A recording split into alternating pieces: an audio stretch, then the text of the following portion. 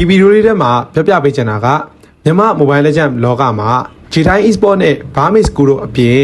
ပရိသတ်တွေရဲ့ရင်ထဲမှာနေရာအပြည့်အဝယူထားတဲ့အသင်းရှိနေပါတယ်။အဲ့ဒီအသင်းကတော့ခြားသေးမဟုတ်ပါဘူး။ပြိုင်ပွဲတိုင်းလိုပရိသတ်တွေကိုရင်ခုန်တန်တွေပေးစွမ်းနိုင်နေတဲ့ရန်ကုန် Galaxy School ပဲဖြစ်ပါတယ်။လက်ရှိနှစ်တွေအတွင်းမှာပုံမကောင်းမွန်တဲ့ပုံစံမျိုးတွေကိုချပြနေအောင်လဲတွေ့မြင်နေရပါတယ်။အသင်းရဲ့နာမည်မှာပါတဲ့ Galaxy School ဆိုတဲ့အတိုင်း Galaxy တွေကတောက်ပတဲ့ကျယ်ဝင်ကစားသမားတွေစုစည်းထားတဲ့အသင်းဖြစ်လာဖို့ရည်ရွယ်ခဲ့ပြီးတကယ်ကိုလည်းအရေးချင်းရှိတဲ့ကစားသမားအများအပြားကိုလည်းမွေးထုတ်ပေးနိုင်နေပါတယ်။လက်ရှိမှာလည်းရန်ကုန် Galaxy School အသင်းဟာလူငယ်လက်သစ်စကစားသမားတွေရည်ချင်းရှိတဲ့ roster အသစ်တွေနဲ့အတူ